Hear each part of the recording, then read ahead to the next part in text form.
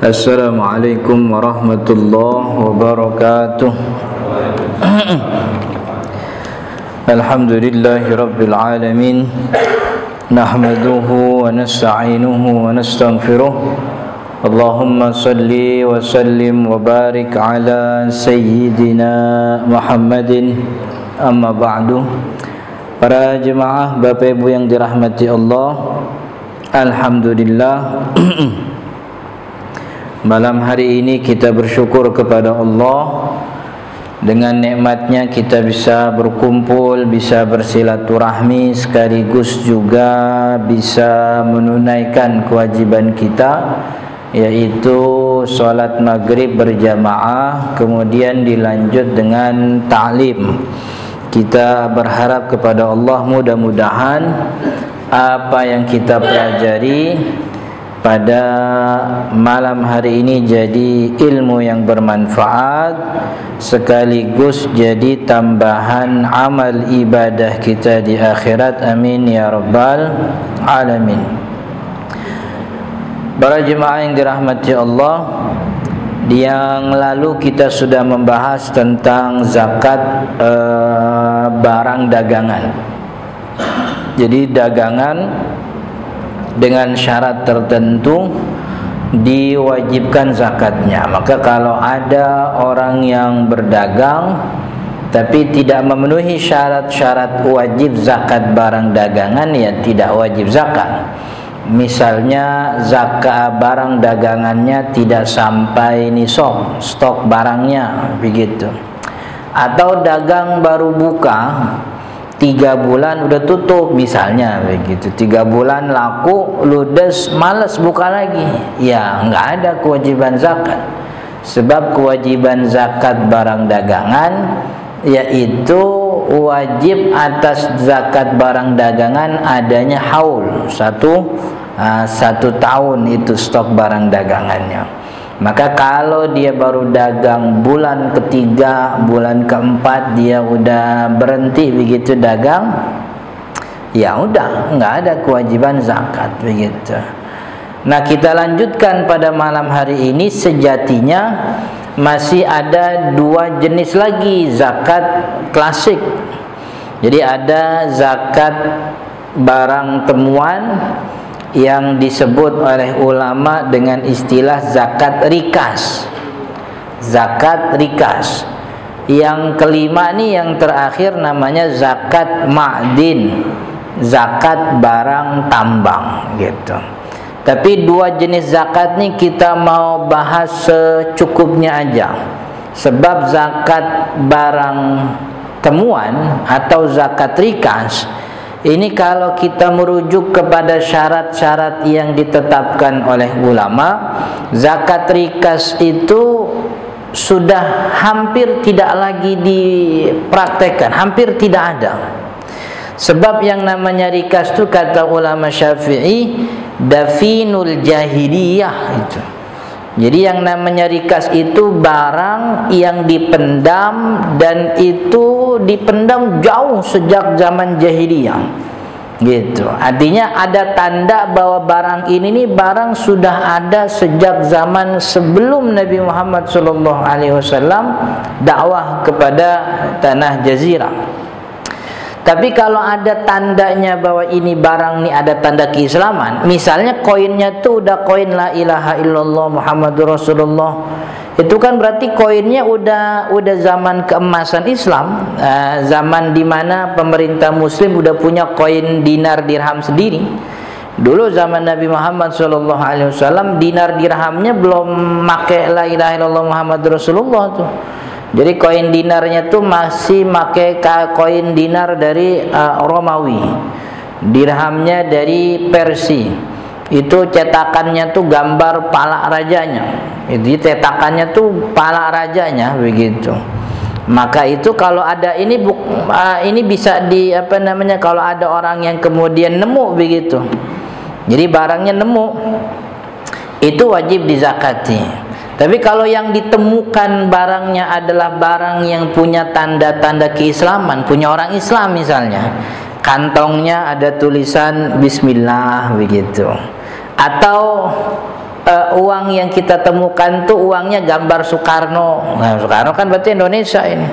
Berarti modern ini. Umumnya sih orang Indonesia kebanyakan Islam begitu. Kalau yang namanya barangnya ini diketahui ada tanda-tanda bahwa ini bukan orang jahiliyah, ini punya orang kita, maka kewajibannya tuh bukan dizakatin, tapi kewajibannya tuh dibalikin. Itu namanya luqotoh begitu. Jadi barang yang kita temuin nih, kalau itu barang orang jahiliyah, gitu, yang dulu orang sebut dengan istilah harta karun, itu korun saking kayanya, sampai orang Indonesia nemu emas dipendam aja namanya harta karun, gitu. Padahal korun kagak pernah kesini-sini itu dia, gitu. Itu saking kayanya korun, sampai orang kalau nemu harta terpendam tuh katanya harta karun, gitu. Jadi apa namanya, kalau yang kita temuin ini barang yang ada identitas keislamannya, itu bukan nggak wajib, emang kagak boleh dizakatin, itu harus dibalikin karena namanya luqotoh, bukan lagi rikas. Rikas itu dafinul jahiliyah gitu.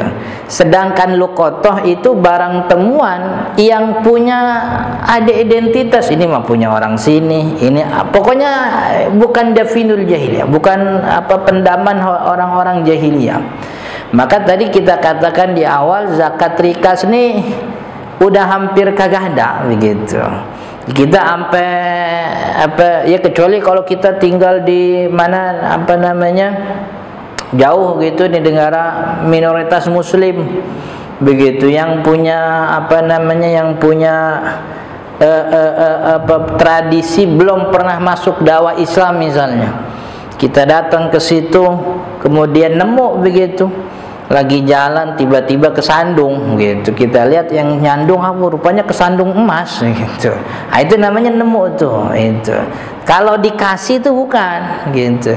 Karena ada beberapa orang yang beberapa orang di lembaga zakat modern dulu pernah saya tanya, kenapa THR dizakatin gitu kan, ada tuh zakat THR tuh kan gitu. Zakat THR ada. Itu THR kenapa ada zakatnya gitu. Soal THR kan kagak ada di kitab fikih, nggak ada. Hadis nabinya kagak pernah nemu kita, ayat Al-Qur'annya kagak ada. Kenapa toto kalau Ramadan tuh ada itu zakat THR gitu. Itu barengan sama zakat fitrah biasanya gitu. Ini sama kayak zakat rikas Ustadz kan jadi gitu. Jadi dianalogikan, dikiaskan seperti zakat rikas begitu. Nyimpen kagak, usaha kagak, punya dagangan kagak, tapi tiba-tiba dapat begitu zakat. Ya kan rikas kan begitu, punya emas kagak, punya dagangan kagak, punya peternakan kagak, lagi jalan kesandung emas, wajib tuh bayar zakat rikas. Ini THR juga kayak begitu. Jadi kan bulanan yang 12 bulan ada gajinya, dagangan ada, ini tiba-tiba ada THR. Saya bilang tuh beda, THR tuh dikasih, kan kagak ada orang THR nemu begitu. Orang lagi jalan begitu, puasa hari terakhir 10 terakhir Ramadan lagi jalan, toto itu kesandung bok isinya 13 juta, tulisannya THR, kan kagak ada orang begitu. Kesandung, alhamdulillah gue nemu THR, enggak, THR dikasih. Yang namanya dikasih itu bukan rikas, tidak memenuhi syarat rikas. Rikas itu ditemukan. Yang namanya ditemukan itu ya nemu gitu. Kagak pernah direncanain, kagak pernah dibikin anggaran, nggak ada, toto nemu aja. Itu namanya rikas. Makanya rikas nih sekarang udah hampir tidak ada. Nah, kalau barang tambang ini memang setahu saya Basnas kita tuh sudah punya komunikasi terhadap perusahaan tambang yang ada gitu. Jadi kalau ngomongin zakat barang tambang tuh setahu saya ini ya gitu, setahu saya yang saya dengar dari beberapa teman. Jadi kantong-kantong Basnas tuh punya afiliasi banyak kepada perusahaan-perusahaan tambang, termasuk perusahaan BUMN negara gitu. Jadi kan kalau barang tambang sih bukan perkara personal, jadi dia perusahaan yang punya itu. Jadi kalau kita bahas terlalu panjang ya kurang optimal juga, sebab jarang di antara kita yang mempraktekkan. Beda sama barang dagangan, beda sama uang uang simpanan gitu. Tapi pada intinya zakat barang tambang itu kata ulama Syafi'i memang dikhususkan emas dan perak. Berbeda dengan pandangan Imam Ahmad bin Hambal. Pandangan Imam Ahmad bin Hambal mazhab Hambali itu semua barang tambang wajib dizakati. Ada orang tambang minyak, ada orang tambang batu bara, ada orang tambang batu akik misalnya begitu. Itu seberapapun dia dia tambang, katakanlah dia punya periode nih, periode tambang kita 3 bulan. Jadi selama 3 bulan tuh dari mulai bulan tanggal 1 Januari, tanggal 1 bulan Muharram sampai tanggal 29 Rabiul Awal, itu kemudian zakatnya baru dihitung. Jadi enggak pas harian tuh kalau barang tambang. Barang tambang tuh per periode. Jadi ini area ini nih ada 1 lubang, ada 2, ada 3. Ini 1 periode 3 bulan. Berarti bayar per 3 bulan, per periode begitu. Per periode. Itu barang tambang. Nah, sekarang kita mau ngomongin soal polemik yang terjadi di antara ulama tentang zakat modern dan juga zakat klasik gitu. Kalau zakat klasik tidak ada perdebatan, zakat emas perak, zakat harta simpanan, zakat barang dagangan, zakat peternakan, termasuk zakat pertanian. Ini yang jadi masalah, ini kan muncul belakangan zakat jenis baru, zakat modern. Katakanlah ada zakat profesi yang di kitab fikih nggak pernah disebutin tuh orang profesi gajiannya kudu dizakatin, nggak ada. Sebab zaman dulu orang juga punya itu profesi. Imam Ahmad bin Hambal tuh punya profesinya tukang nulis. Iya, jadi Imam Ahmad bin Hambal tuh kan terkenal orangnya waro, nggak mau nerima uang dari siapapun abasan, nggak mau nerima uang asal dikasih tuh nggak mau dia. Dia mau dapat duit kalau dikasih kerjaan. Kerjaannya Imam Ahmad tuh tukang nulis. Jadi ada tetangganya mau nulis surat buat anaknya di mana, Imam Ahmad yang nulisin, begitu. Ada orang begitu. Dulu ada saya lupa itu cerita. Jadi ada orang yang datang ke rumah Imam Ahmad, cuman Imam Ahmad nolak gitu. Sebab bukan nolak. Jadi waktu itu cerita gimana saya lupa. Orang datang ke rumah Imam Ahmad, kata Imam Ahmad, "Ntar dulu, jangan masuk." Gitu. Kenapa Imam? Saya mau salinan dulu begitu. Salinan ganti baju begitu. Jadi Imam Ahmad sempat bajunya tuh habis begitu, udah nggak ada lagi. Yang ada pada kotor semua. Jadi gantian sama orang yang di dalam rumahnya. Nunggu sebentar. Tunggu sebentar, kita mau salin baju, habis itu baru tamunya masuk. Tamunya orang kaya begitu. Tamunya orang kaya. Ngelihat Imam Ahmad model kayak gitu nih, orang kaya nih rada kasihan. Ulama tapi duitnya kagak ada, miskin. Akhirnya dia mau ngasih duit biar beli baju yang rada banyakan, biar kalau ada tamu datang kagak disuruh nunggu buat salinan begitu, langsung punya baju sendiri. Tapi Imam Ahmad nolak begitu. Kalau asal ngasih doang dia nggak mau. Kata Imam Ahmad, begini aja dah. Kemarin saya dapat periwayatan hadis dari Fulan bin Fulan. Mau gak saya tulisin hadis begitu? Jadi supaya duitnya itu ada usahanya, jadi nggak terima duit itu. Ya, jadi itu ulama-ulama kita, imam-imam kita tuh pada punya profesi. Tapi dalam profesi mereka dapat upah, mereka dapat gaji, nggak pernah ngomong-ngomong soal zakat gajian tuh kagak pernah. Zaman Nabi ada orang yang diberi jabatan penunggang kuda, tentara yang menunggang kuda, dan tentara dapat gaji dari Baitul Mal. Tentara tuh dapat gaji dari Baitul Mal. Itu yang kata ulama bahwa fisabilillah itu diberikan kepada zakat, diberikan fisabilillah orang perang. Itu orang perang khusus orang sipil yang kagak dapat gaji. Orang militer yang dapat gaji dari statusnya sebagai tentara nggak dapat fisabilillah. Artinya uang zakat fisabilillah dia nggak dapat. Jadi fisabilillah itu khusus untuk orang sipil yang ikut berperang, karena dia nggak dapat gaji. Tentara yang dapat gaji enggak. Jadi zaman Nabi orang punya gajian udah ada. Zaman imam-imam mazhab orang punya profesi banyak.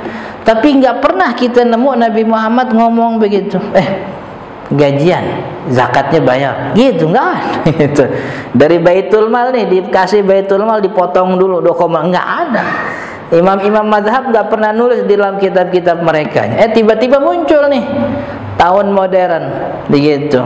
Sejak lama dibicarakan tapi dibukukan, dilembagakan jadi jenis zakat yang resmi itu oleh Dr. Yusuf Al-Qaradawi. Artinya dulu orang tiba ngomong-ngomong doang gitu. Akhirnya Dr. Yusuf Al-Qaradawi bikin buku yang menjadi rujukan itu zakat modern, namanya Fiqhuz Zakah. Jadi seakan-akan nih kelembagaan zakat profesi ini sudah mulai official, resmi. Sebab kita punya itu kitabnya. Kita punya rujukannya, Fiqhuz Zakah Dr. Yusuf Al-Qaradawi. Kan belum lama itu. Belum lama. Maka itu ketika kemunculannya ini banyak tidak disepakati. Akhirnya muncul lagi zakat modern, zakat investasi. Muncul lagi zakat barang mewah begitu. Sampai kita punya kita punya rujukan kalau di Indonesia ada namanya Profesor Dr. Didin Hafiduddin.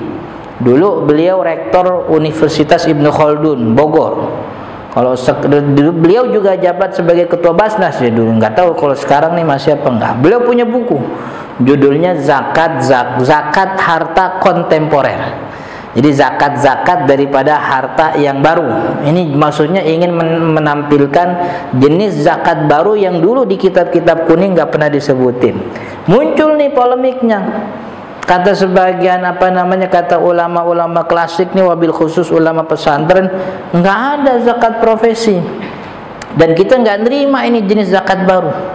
Orang kalau mau habis gajian dia mau sedekah silakan gitu.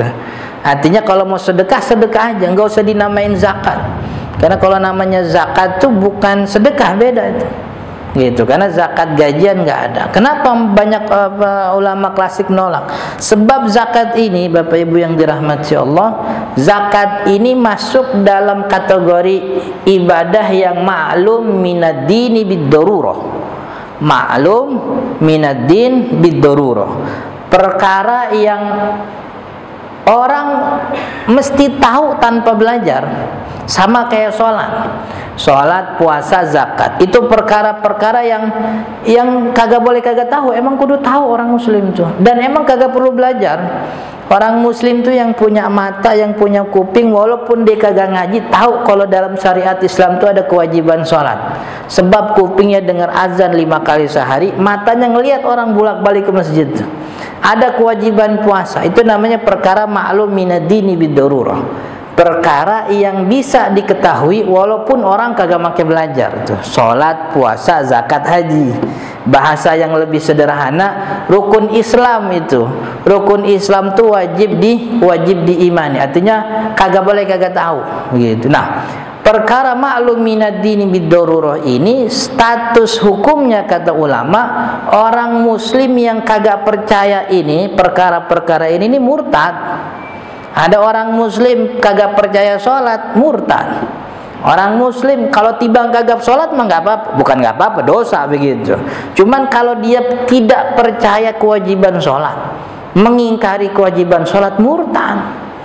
Orang kagak puasa, mengingkari kewajiban puasa, murtad.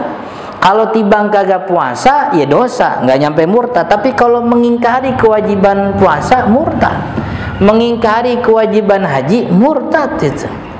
Nggak boleh diingkari, wajib diimani walaupun tidak mengerjakan. Kalau nggak mengerjakan jatuhnya muslim fasik gitu. Yang penting iman begitu. Nah, zakat ini juga ma'lum minad dini bid-darurah, yang orang kalau kagak percaya jadi murtad.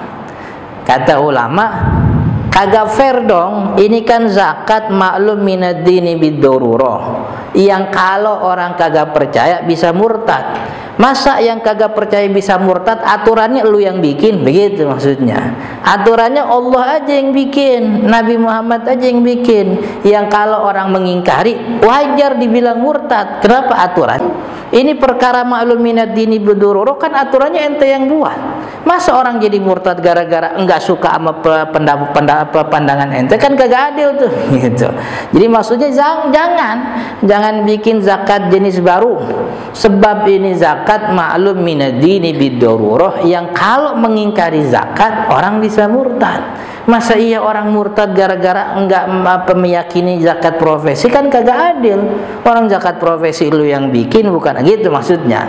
Jadi ini perkara agama maklum. Sholat kan kagak ada aturan orang. Gitu. Aturan orang ada, nggak ada. Dari mulai takbir sampai salam aturannya wahyu semua. Sampai habis waladhdallin amin, wahyu yang nyuruh amin, kan ya? Nggak ada kita saking kagak demen sama Anies gitu kita bilang waladhdallin qabul, kagak boleh, kagak sah sholatnya, batal itu dia, kan ya?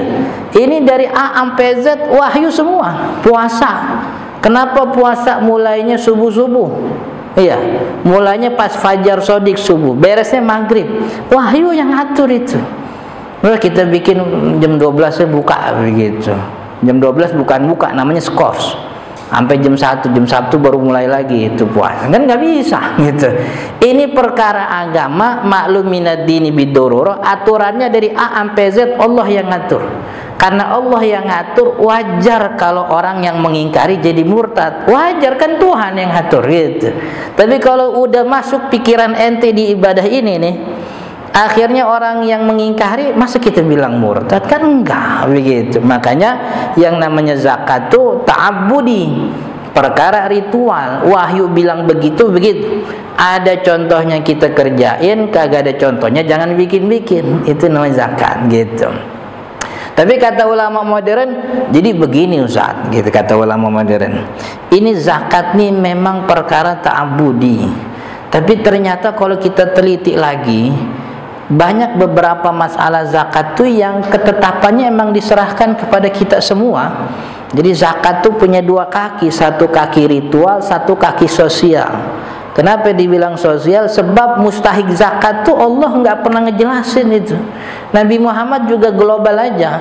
Zakat diberikan kepada orang fakir, orang miskin. Kan fakir miskin standar tiap negara beda-beda tuh. Kan ya? Berarti kan diserahkan kepada sosial. Ada logika boleh masuk di situ. Jadi ada satu celah gitu kita bisa masuk bahwa zakat ini ibadah yang di dalamnya bercampur antara ritual dengan sosial gitu. Kemudian yang kedua, kan zakat itu diambil dari orang kaya Ustaz. Orang kaya. Nah yang kaya itu kan tiap musim berubah-ubah begitu. Jadi intinya bukan jenis zakatnya, intinya tuh status kaya yang menimbulkan ketimpangan gitu. Dulu orang punya unta tuh kaya, kalau hartanya dimakan sendiri, yang miskin makin miskin kesian, maka kena kewajiban zakat. Dulu yang kaya yang punya peternakan, dulu yang kaya yang punya barang dagangan. Sekarang orang kaya nggak kudu begitu Zan. Asal dia jadi karyawan di perusahaan A, B, C begitu. Jadi editornya di Rans Entertainment kan juga lumayan itu kan. Itu Raffi Ahmad kaya itu. Kagak punya kambing dipiara, kagak punya kebun dia tanam gitu. Nggak punya dagangan yang dia jual. Dagangannya TV itu. Yang kagak ada kita bisa pegang, melihat doang itu, gambar-gambar doang. Ah ini bisa kaya. Maka kalau yang namanya zakat diambil daripada orang kaya, dan kaya itu kan terminologi sosial.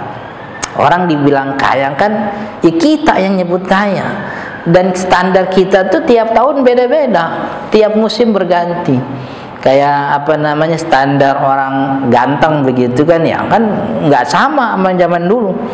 Zaman dulu kan ganteng kayak siapa tuh, Ongki Alexander kan ganteng gitu. Ya, Gusti Randa gitu, Roma Irama kan ketahuan kan umurnya kan gitu. Kalau sekarang yang ganteng enggak begitu. Orang yang ganteng sekarang mukanya kayak plastik gitu kan, orang Korea gitu, artis Korea kan gitu kan dikata perganteng tuh. Saya lihat ini kata ganteng kok muka ada kayak plastik mulu gitu. Itu kalau dibakar meleleh itu dia. Jadi standar ganteng beda-beda. Orang yang bilang ganteng, Roma Irama, rambutnya ikal, ada bewoknya, pakai gitar, kemejanya bunga-bunga, kancing dada dilepas kan gitu. Celananya juga cutbray. Cutbray itu bocah 5 bisa masuk tuh celananya tuh. Pokoknya ganteng itu. Tapi kalau zaman sekarang ada orang dandan kayak gitu, nggak disebut ganteng itu. Beda, standar beda. Dulu kayak begitu tuh. Sekarang berubah.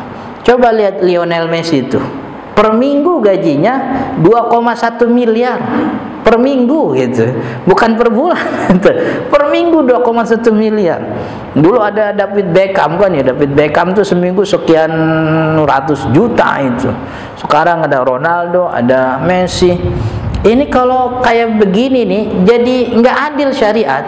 Masa petani yang nanam padi panen dimintain zakat, ini pesepak bola yang gajinya ratusan juta, miliaran, masa nggak kena wajib zakat? Kan nggak adil. Jadi ada asas yang namanya al-musawat bainal ahkam gitu, persamaan manusia di depan hukum syariat, bahwa semuanya sama, bahwa yang namanya yang kaya itu keluarin hartanya, yang miskin menerima sebagian harta dari orang kaya. Maka muncullah itu kemudian zakat-zakat modern gitu.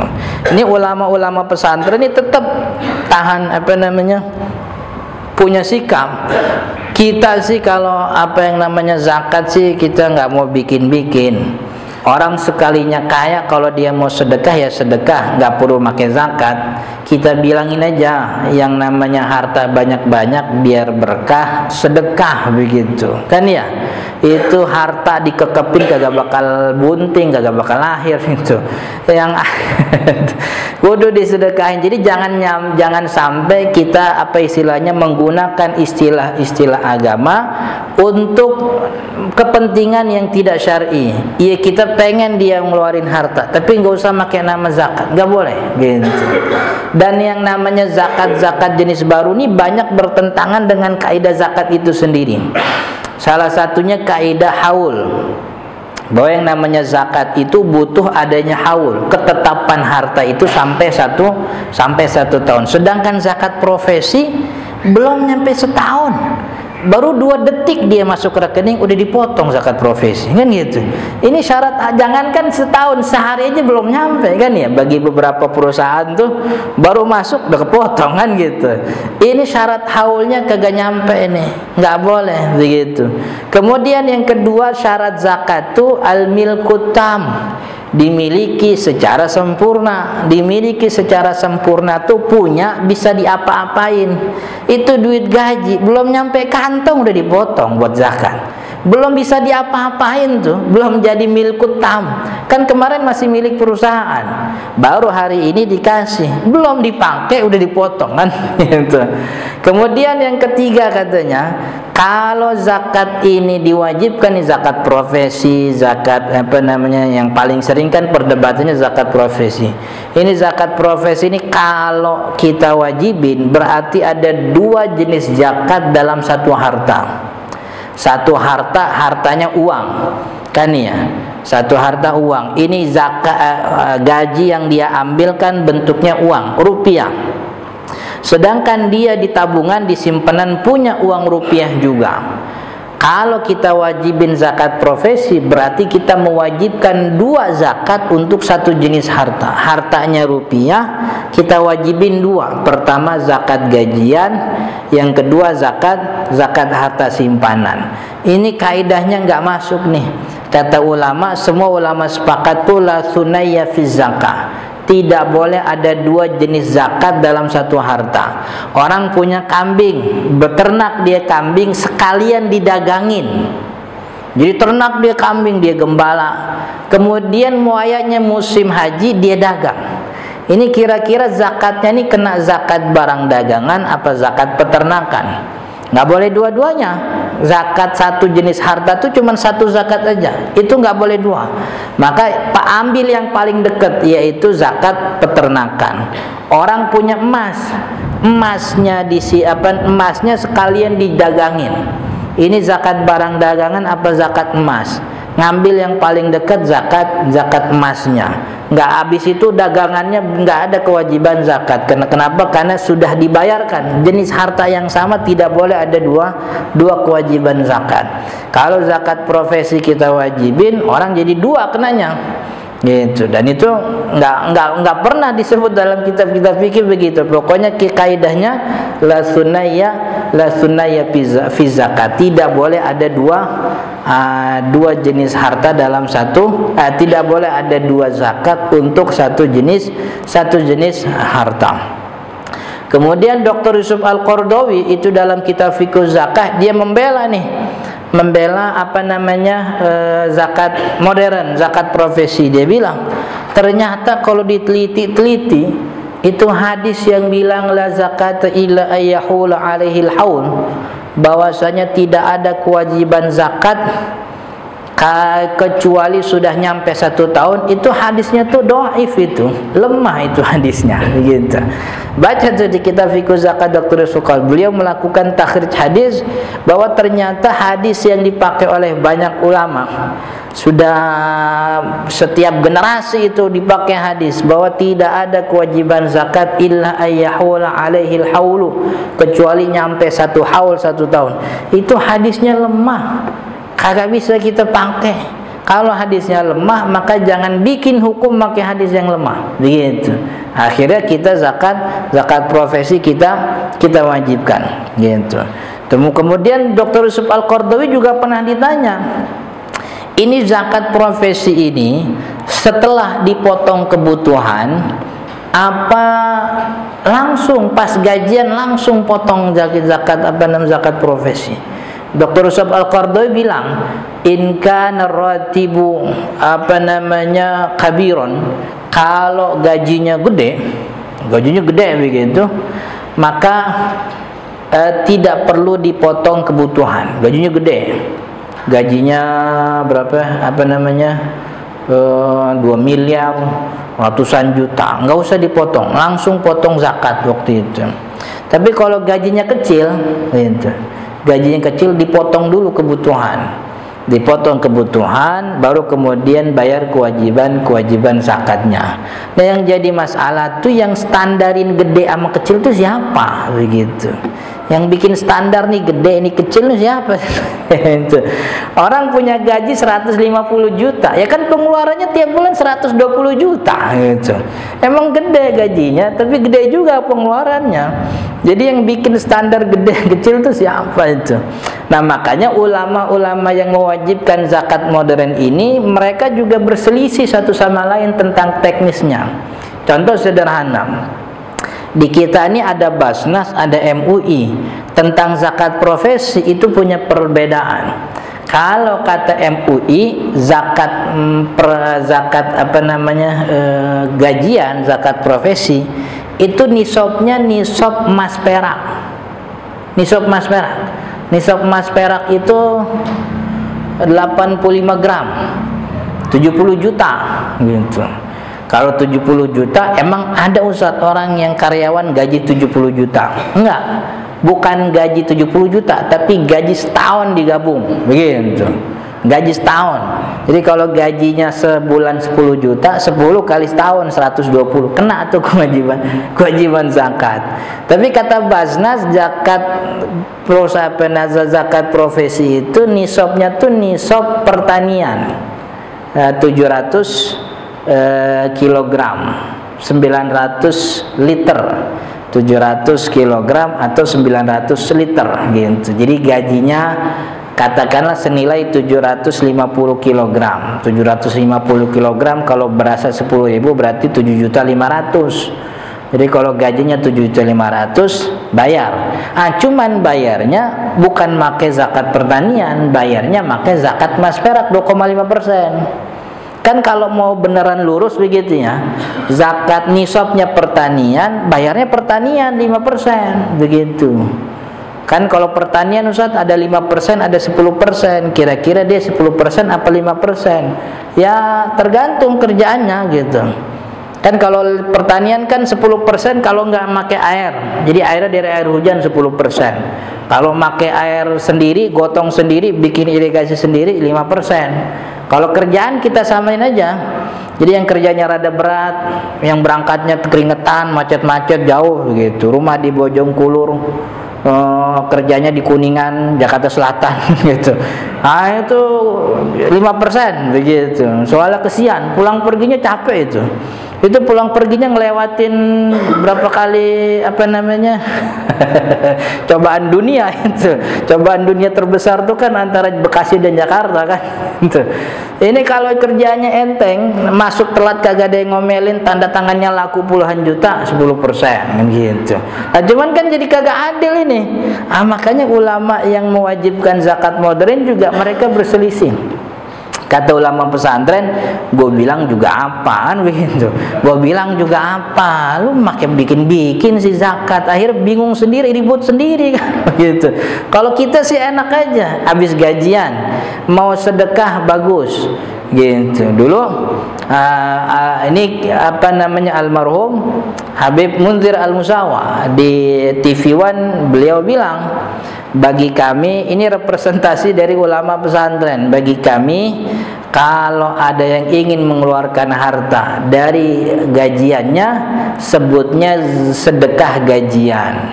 Dia sebutnya sedekah gajian, karena tidak ada zakat pada gaji yang diterima tiap bulan.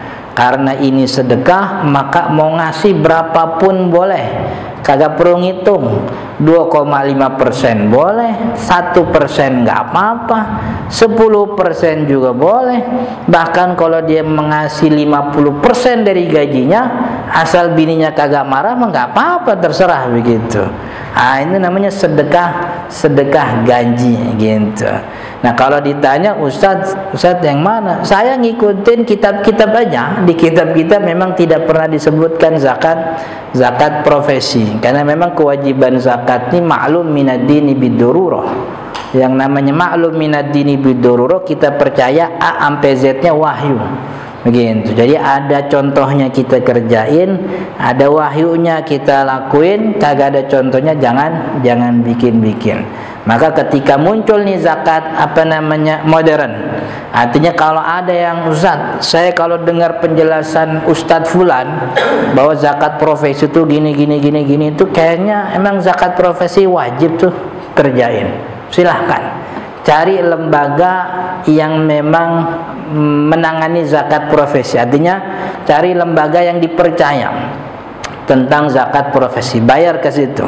Atau kalau punya hitungan sendiri, bayar ke fakir miskin. Ustaz, saya kalau lihat kemarin penjelasan Ustadz Fulan nih, kayak lebih setuju ikut Ustadz nih. Emang zakat profesi itu kagak ada. Nggak apa-apa, zakat profesi emang nggak ada, tapi jangan haramkan diri dari bersedekah gitu. Jangan zakat profesinya kagak, sedekahnya juga ogah, kan malaikat bingung itu dia. Ini ngajinya rajin sih gitu. Zakat profesi dia bilang yakin kagak ada itu, cuman sedekahnya jarang gitu. Jadi maka ketika ada orang yang ngikutin A, silahkan ikutin gitu. Jadi tapi kalau memang tidak, maka jangan haramkan diri untuk bersedekah. Dan saya sih kalau ngelihat zakat profesi ini masih maklum dalam arti banyak dalil-dalil dari zakat profesi itu yang masyru', logik gitu, bisa masuk di akal, bisa diterima lah walaupun banyak kritik. Zakat profesi aja, sedangkan zakat yang lain yang muncul baru ini jadi kayak orang tuh kayak dol begitu. Jadi mentang-mentang zakat profesi diiyain, muncul kemudian latah zakat yang lain pada muncul. Ada zakat THR, ada zakat. Kemarin waktu kita di jalan berhenti di lampu merah, di pinggir kiri itu tulis ada spanduk, bayar zakat akhir tahun Anda begitu. Akhir tahun apaan tuh zakatnya tuh? Duit apa ayam apa tuh kan ya. Ini kan nih muncul latah jadinya. Setiap ada harta zakat. Bayarmu apa, beli mobil, zakat beli mobil. Jual rumah, zakat jual rumah. Gitu. Jadi latah ini. Ini yang kayak gini kita kagak demen ini. Yang akhirnya memanfaatkan semangat orang untuk menjalankan syariat agar mendapat keuntungan sebesar-besarnya.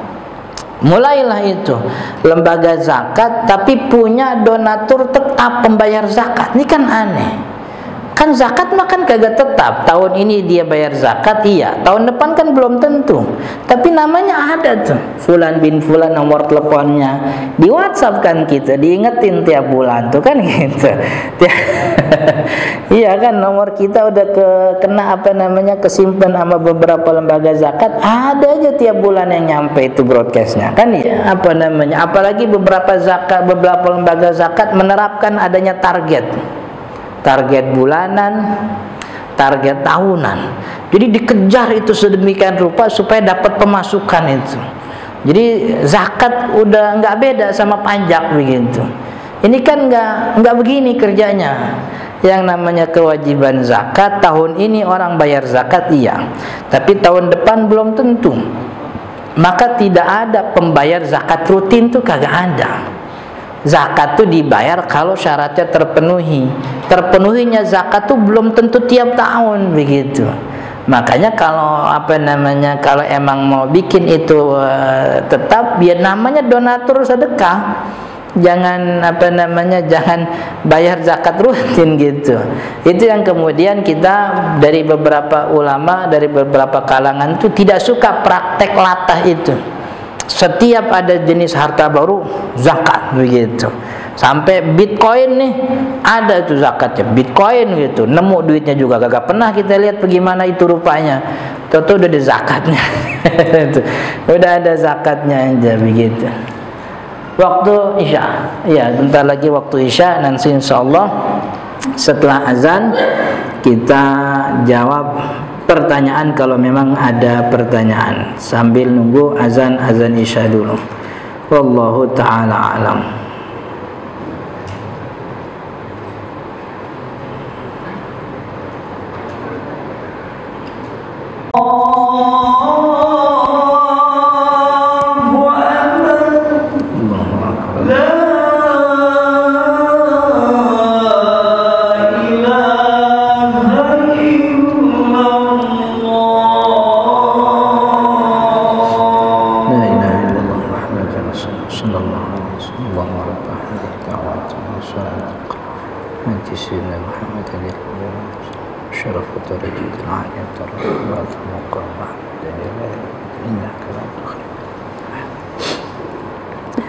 Para jemaah yang dirahmati Allah, jadi artinya memang zakat modern ini sebahagian ulama mengiyakan, sebab kalau tiada zakat modern ini pemasukan zakat dari umat muslim ini hampir tidak ada, bahkan bisa jadi ya nol memang, padahal potensinya besar gitu, potensi umat Islam tuh besar. Tapi di lain sisi bahwa memang bagi sebagian ulama zakat ini ibadah yang sama seperti sholat, A sampai Z-nya harus disesuaikan dengan wahyunya. Ada wahyunya jalan. Artinya selama memang tidak ada wahyu, tidak ada teks syariat tentang zakat modern ini, ulama tetap tidak mewajibkan zakat-zakat jenis baru. Kita cukupkan saja dengan zakat yang ada. Adapun masalah-masalah ekonomi kan tidak mesti diselesaikan dengan zakat. Artinya jangankan zakat klasik begitu ya. Pun kalau kita hidupkan zakat modern, ini yang namanya potensi masalah ekonomi ini belum tentu terselesaikan, sebab zakat itu nilainya terbatas saja, nilainya terbatas dari orang-orang tertentu saja, dan waktunya pun tidak rutin begitu, waktunya tidak rutin. Maka itu di samping pintu zakat, Allah buka pintu yang lain agar orang bisa berbagi walaupun tidak sampai pada kewajiban zakat hartanya. ada pintu sedekah, ada pintu yang namanya wakaf, ada pintu santunan yatim misalnya, dan yang lain-lain. Selama berbagi itu masih bisa dilakukan begitu, tidak mesti dengan nama zakat. Zakat khusus kewajiban yang sudah sampai pada syarat tertentunya begitu. Wallahu taala alam. Sampai di sini kalau ada pertanyaan silahkan. Kalau ada yang mau tanyain silahkan. Ada pertanyaan?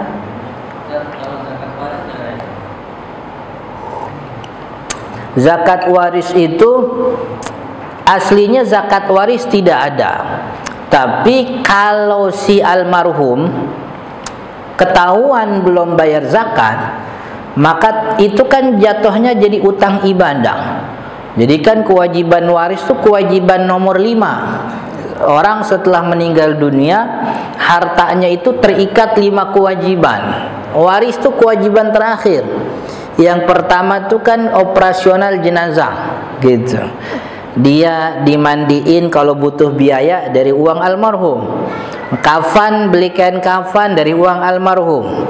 Mensolatkan kalau solat nggak ada biayanya. Nguburin, pemakaman dari uang almarhum. Kalau almarhum mesen mau dikuburinya di Al-Azhar Memorial Park, kan lumayan. Ini ya, itu grade B, grade E yang paling murah aja 100 sekian juta kan gitu. Itu yang grade A-nya tuh Masya Allah. Iya, saya rada heran kalau pemakaman mahal gitu, jangan-jangan malaikatnya baik-baik semua kali di situ. Iya, kewajiban jenazah beres. Yang kedua utang ibadah.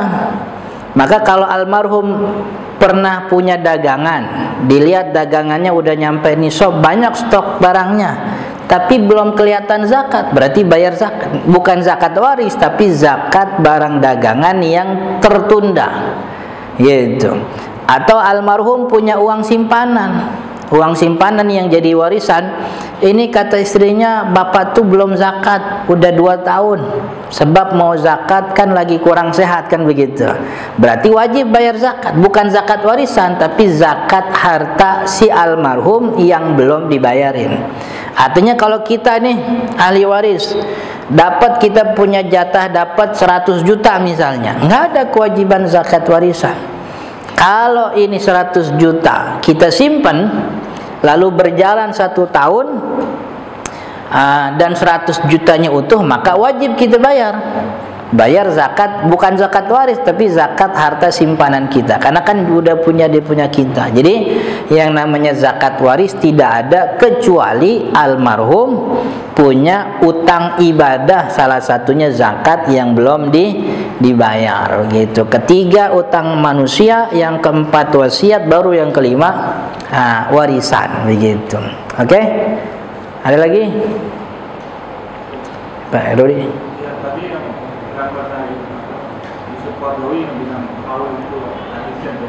Ya.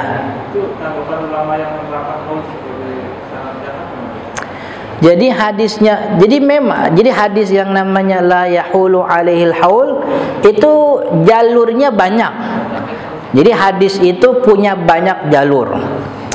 Hadis yang jalurnya banyak, satu dengan yang lainnya tuh saling menguatkan. Makanya ada status hadis yang disebut sama ulama hasan li ghairi. Kan ada hadis sahih.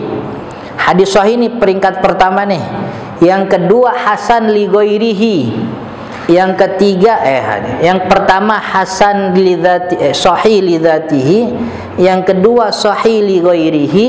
Yang ketiga hasan li dzatihi. Yang keempat hasan li ghairihi. Ini hadis yang sahih yang boleh diterima 4. Sahih li ghairihi, hasan li ghairihi. 4. Setelah level keempat ini namanya hadis dhaif. Nah, tapi hadis dhaif ini levelnya bisa naik jadi hasan li ghairihi kalau jalurnya banyak. Jadi kan satu hadis nih, kalau bahasa kitanya Ustadz dengar dari mana hadis itu? Oh, saya dari fulan bin fulan, dari fulan bin fulan, dari fulan bin fulan, dari fulan bin fulan. Ini satu jalur.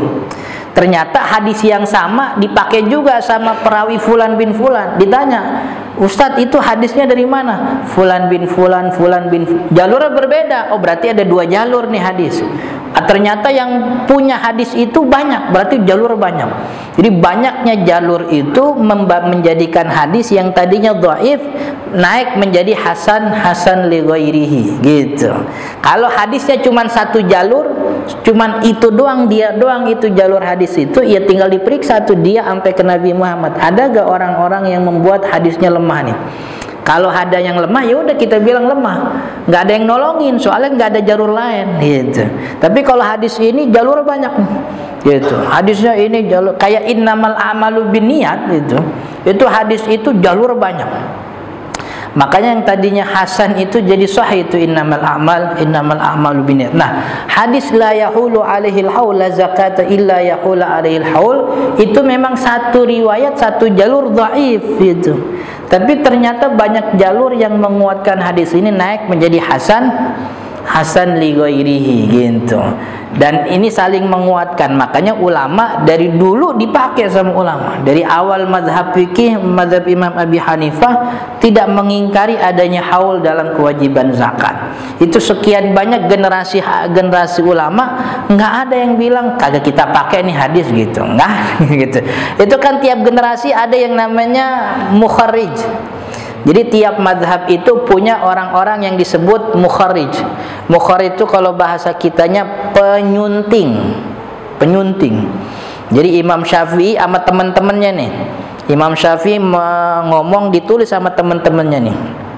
Ini zaman beliau nih hilang, wafat beliau dan beserta teman-temannya, muncul ulama baru. Diperiksalah buku yang kemarin itu. Buku yang ditulis sama teman-temannya Imam Syafi'i diperiksa. Oh, ini mazhab fulan diperiksa. Mana yang sesuai dengan kaidah mazhab, mana yang kagak gitu. Dan itu setiap generasi begitu. Makanya kalau kita mengamalkan pendapat mazhab, kita itu sedang mengamalkan pandangan pendapat yang diverifikasi oleh setiap angkatan ulama. Yang satu angkatan mungkin isinya ada ribuan bahkan jutaan ulama. Jadi kita ini kalau sholat mengeraskan bismillah dalam surat Al-Fatihah, kita itu mengamalkan pandangan Imam Syafi'i yang sudah diverifikasi oleh ratusan juta ulama di bawahnya. Artinya kita mengeraskan bismillah dalam Al-Fatihah kagak perlu ragu. Kenapa? Ini pandangan Syafi'i gitu. Mending pakai pandangan yang sudah diverifikasi oleh setiap angkatan ulama, apa kita pakai pandangan orang yang kita juga baru kenal dia begitu. Dia mau bismillah nggak usah dikerasin, bismillah gini lah. Itu siapa dia itu? Anaknya siapa, bapaknya siapa, sekolah di mana, kita gak tahu. Kalau pandangan ini kan udah dari dulu udah gitu. Jadi ini memang apa namanya perkembangan penelitian dari Dr. Yusuf Al-Qaradawi tentang hadis itu. Dan ulama sekelas beliau itu dimaklumi, artinya diberikan toleransi untuk melakukan takhrij hadis gitu. Karena pandangan ulama hadis dari zaman dulu sampai sekarang, pandangan kebanyakan ulama hadis itu yang namanya takhrij hadis, pemberian nilai status terhadap hadis itu tidak pernah berhenti ijtihadnya. Artinya orang kita kalau dengan kemampuan yang mumpuni, kita mau periksa hadis ini nggak ada masalah kalau emang punya kemampuan untuk itu. Jadi pandangan ulama-ulama hadis sudah dari dulu bilang tahkim alal hadis itu tidak berhenti. Jadi sampai kapanpun, karena bisa saja ada orang zaman sekarang yang menemukan hadis yang di kitab-kitab takhrij itu belum pernah ditemuin gitu. Jadi kalau punya kemampuan, dan ulama sekelas Dr. Yusuf Al-Qaradawi itu punya kapasitas untuk itu, makanya diambillah sebagai pandangan gitu, diambil sebagai apa namanya pandangan tertentu dalam masalah zakat modern begitu. Oke? Ada lagi? Ya, satu lagi. Menyikapi sikon sekarang masa kampanye, sering kita dengar ada yang memberikan atas nama zakat. Mohon pendapat Ustaz, bagaimana tentang pemberi dan penerima itu? Udah susah ini jawabnya nih gitu. Yang pasti kan bukan zakat tuh, udah pasti bukan zakat gitu. Ya caleg kayak gitu mana ngerti soal zakat kan ya. Yang pasti itu bukan zakat. Cuman kita nih yang nerima nih bagaimana nih hukumnya nih gitu. Kalau saya melihatnya ini termasuk bagian daripada riswah. Riswah itu nyogok. Jadi orang itu nyogok ke kita supaya dipilih. Yang namanya riswah itu hukumnya haram, begitu. Jadi saya sejak dulu mengharamkan diri saya dan keluarga saya untuk menerima bantuan sekecil apapun dari caleg atau dari capres gitu. Saya punya pilihan, tapi saya kagak pernah ngemis itu. Artinya zaman 2009 saya punya baju capres, saya beliin diri itu pakai duit sendiri gitu. Jadi kalau bagi saya pemberian itu namanya riswah. Zaman ini zaman pileg begini begitu. Jadi tidak boleh diterima. Ustaz, kadung diterima, orang dikasih begitu aja. Kalau emang udah kadung diterima, sebaiknya dialokasikan kepada orang yang lebih berhak begitu. Kita di kiri kanan kita ada orang fakir, ada orang miskin, itu apa namanya yang kita udah terima tuh belokin aja ke situ tuh, gitu. Supaya tidak ada tanggungan kita ntar di akhirat. Kesian kita, anak-anak kita kesian. Dapat apa namanya dapat beras dari apa namanya dari hasil sogokan begitu. Oke? Jadi apa namanya kalau emang itu zakat, sebaiknya kasih ke lembaga zakat agar dialokasikan kepada mustahik yang benar gitu. Kalau kita kan bukan mustahik. Kalau diantara kita yang bukan mustahik begitu. Ada lagi? Satu lagi ini terakhir. Apa? Oh, zakat. Zakat tidak ada ijab kabulnya. Zakat tuh yang disyaratkan niatnya dalam hati. Jadi ketika kita bayarin itu ke apa namanya mustahik, itu hatinya berniat bahwa ini sebagai zakat, begitu. Bahwa ini sebagai zakat. Si apa namanya si penerimanya langsung pergi nggak ada masalah. Jadi zakat ini bukan akad dua pihak. Zakat itu kewajiban pada harta. Maka kewajiban pengeluarannya agar dispesifikan bahwa ini zakat dibutuhkan niat. Jadi syarat zakat itu niat, bukan ijab kabul. Jadi nggak ada ijab kabul, nggak ada masalah. Oke? Apa lagi? Ya.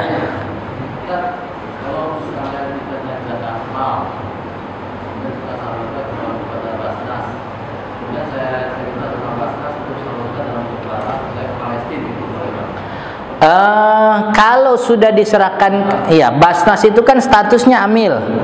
Kalau sudah diserahkan kepada amil, kewajiban kita sudah selesai. Permintaan kita mau disalurin kemana itu nggak berlaku. Jadi tergantung amil tuh mau alokasiin di mana, dan amil paham soal kemana harus mengalokasikan zakat. Jadi kalau ditanya boleh gak saya minta ininya, iya boleh-boleh aja minta mah gitu. Cuman dikabulin apa enggak sama amil kan terserah amil gitu. Tapi yang pasti kewajiban kita bayar zakat selesai sampai tangan amil. Ini harta kagak nyampe ke miskin, dimakan sama amil kita kagak dosa. Udah beres kewajiban kita gitu. Yang dosa si amil kan begitu. Oke?